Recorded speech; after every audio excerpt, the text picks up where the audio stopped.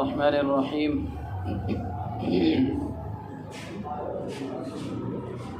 کل آپ حضرات کے سامنے بتایا گیا تھا کہ منہ بولے بیٹے کے شریعت میں لینے کی گنجائش ہے، اس کو لیا جا سکتا ہے، لیکن احتیاط ضروری ہے۔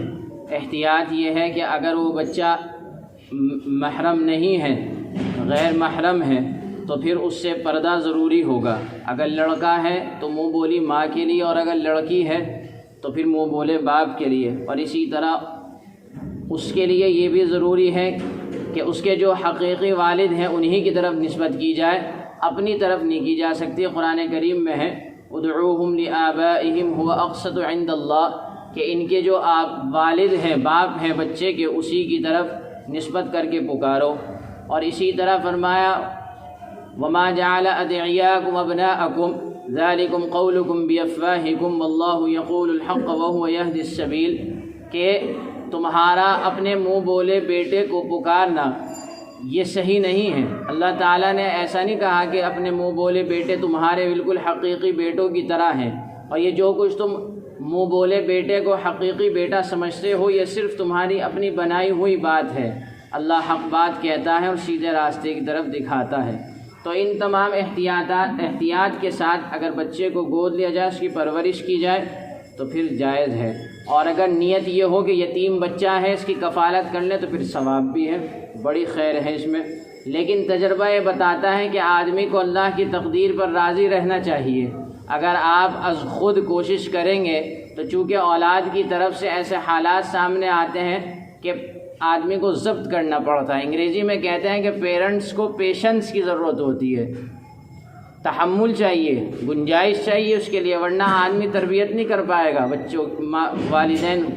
اس لیے اب وہ اپنا خون ہے نہیں تو ظاہر سی بات ہے اس پر تاؤ آئے گا، اور یہ خیال آئے گا کہ اپنا نہیں ہے اس وجہ سے یہ رنگ دکھا رہا ہے۔ تو اس میں اخلاقیات اور معاشرتی اور دوسرے معاملات کے اندر بہت سی خامیاں اور خرابیاں سامنے آئی ہیں۔ اسی لیے اہل عقل، اہل علم، اہل مشورہ یہ رائے دیتے ہیں کہ گود نہیں لینا چاہیے اور بچے کی اللہ کی تقدیر پر راضی رہنا چاہیے۔ ہاں کوئی یتیم ہو ثواب کی نیت سے اور آخرت بنانے کی غرض سے یہ کام کرے تو بہت اچھی بات ہے۔ آگے فرماتے ہیں ایک غلطی یہ ہے کہ بعض لوگ بیوہ سے نکاح کرتے ہیں اور عدت گزرنے پوری ہونے کا بھی انتظار نہیں کرتے اور عدت کے اندر نکاح کر لیتے ہیں۔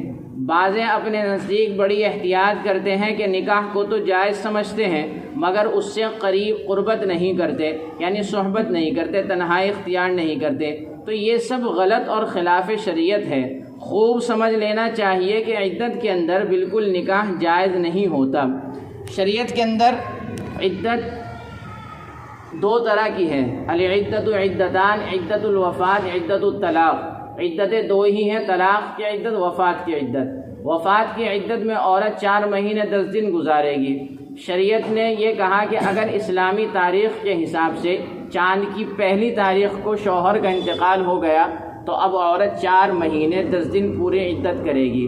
لیکن اگر چاند کی تاریخ کے حساب سے 20 مہینے میں ہوا تو اب پورے 130 دن کرنے ہوں گے۔ پہلی تاریخ کو اگر ہوا ہے تو 4 مہینے 10 دن، چاہے مہینہ 29 کا ہو چاہے 30 کا ہو۔ لیکن اگر ایک تاریخ کے بعد 2، 3، 5، 10، 15 میں انتقال ہوتا ہے تو پورے 4 مہینے 10 دن، پورے 130 دن پورے کرنے پڑیں گے۔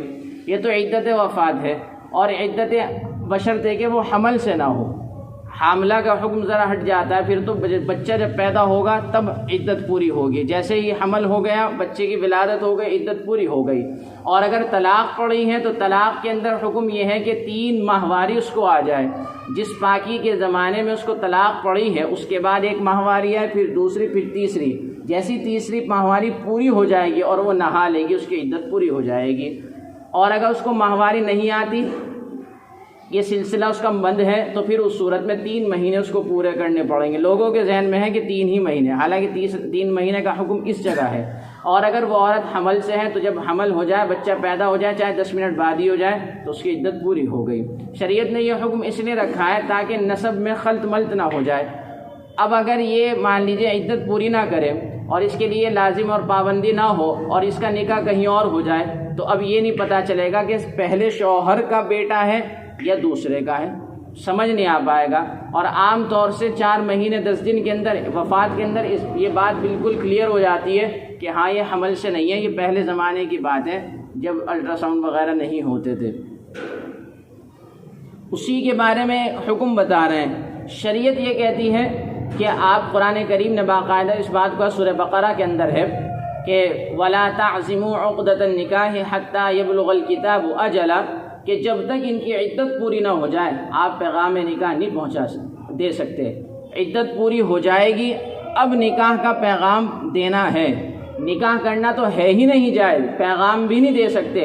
ہاں عدت کے زمانے کے اندر اگر بہت سخت تقاضا ہو اور اندیشہ اس بات کا ہے کہ عدت پوری ہوتے ہی رشتوں کی بھرمار ہو جائے گی اور کہیں اور ہو جائے گا، تو شریعت یہ کہتی ہے کہ پھر آپ اشارے میں کہہ سکتے ہیں، اپنے کسی گھر کی عورت کو بھیج کر یہ کہلوا دے کہ بھائی فلاں کو بھی ضرورت ہے اور آپ کا بھی اب نکاح سلسلہ ختم ہو گیا، اس طرح کی بات کان میں کو نکلوا دے تاکہ اس کو پتہ لگ جائے کہ ہاں ایسا ہو گیا۔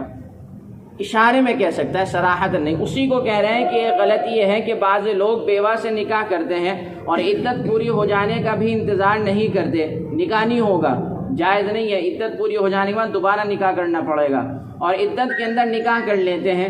بعض اپنے نزدیک بڑی احتیاط یہ کرتے ہیں کہ نکاح کو تو جائز سمجھتے ہیں لیکن اس سے قریب نہیں ہوتے، تنہائی اختیار نہیں کرتے۔ یہ سب غلط اور خلاف شریعت ہے۔